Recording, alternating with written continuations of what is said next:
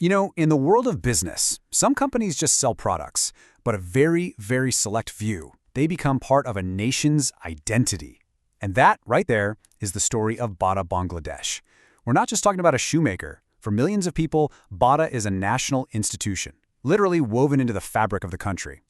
So that brings us to the big question we're tackling today. How on earth does a company from a small town in Czechoslovakia become a beloved national icon in Bangladesh?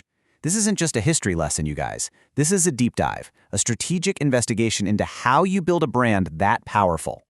I mean, just think about it. For more than 60 years, when you say shoes in Bangladesh, the name that pops into everyone's head is Bata. That is a level of brand recognition and legacy that most companies can only dream of achieving. It's just the default. All right, so to really understand how Bata pulled off this incredible success story in Bangladesh, we've actually got to go back, way back. We need to look at the principles that were forged in Europe over a century ago. This is the company's core DNA. So, the early days, they were all about pure survival. The company was on the brink of bankruptcy. And what does the founder, Tomasz Bata, do? He doesn't give up. No, he invents a super affordable canvas shoe.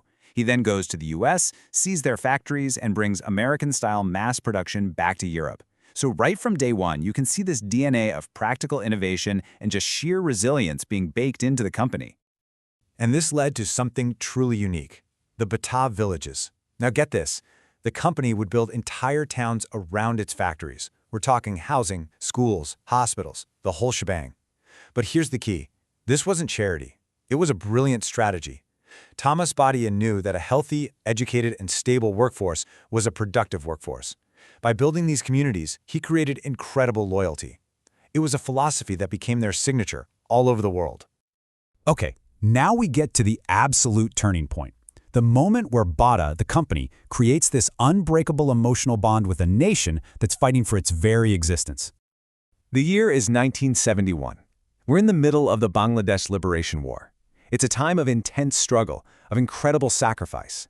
And right in the middle of all of this, Bata's executive director, a foreigner, makes a decision that will forever change the company's destiny in this country. This man, William A.S. Ouderland, an Australian, basically became a secret operative. He used his status as a foreign executive to gather intelligence on the Pakistani army and pass it on to the freedom fighters. And he didn't stop there.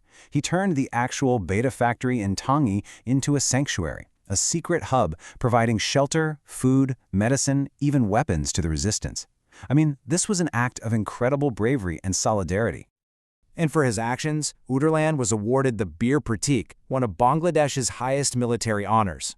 Now listen to this. He is the only foreigner to ever receive it. In that moment, Bata ceased to be just some foreign company. It became a part of the nation's founding story. You just can't buy that kind of brand equity.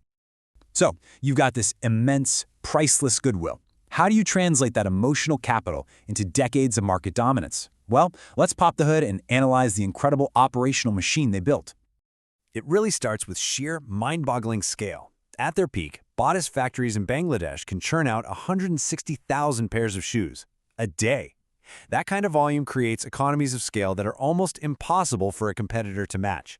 And it's what lets them stick to their core strategy of providing value for money. And a huge part of that strategy is this right here. 85% of what Bata sells in Bangladesh is made in Bangladesh. Think about what that does. It protects them from crazy global supply chain problems, and it makes them super agile. They can respond to local tastes and trends in a flash. It's a massive competitive advantage. But honestly, their most powerful, most defensible asset, their real moat, is this. Their distribution network is just on another level.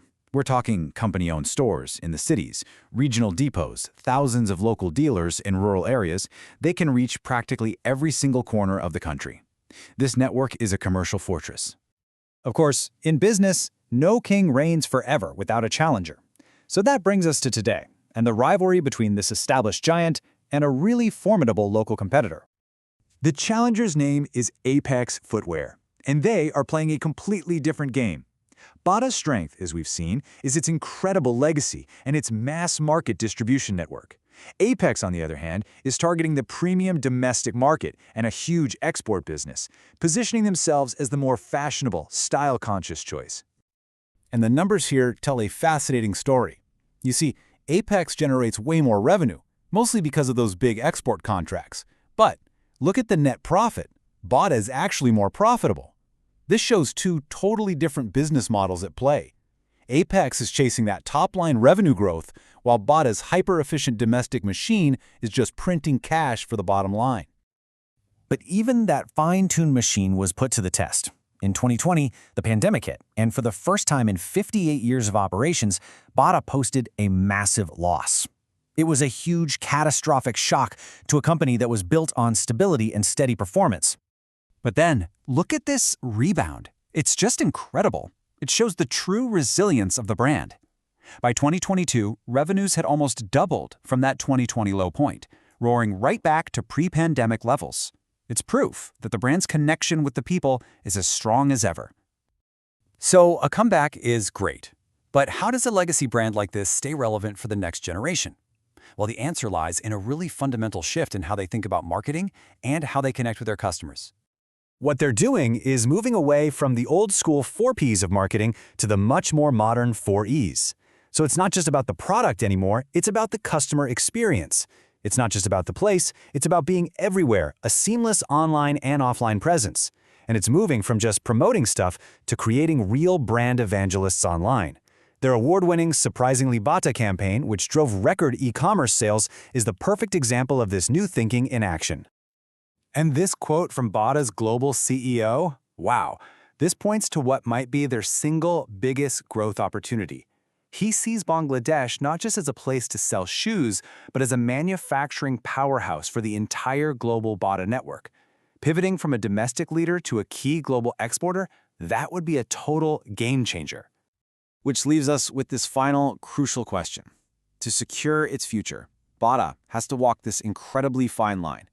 Can it be innovative and appeal to a new, fashion-conscious generation without losing the trust of the millions who have relied on it for value and durability for decades? Nailing that balance will determine if Bata can truly remain the soul of a nation for the next 60 years.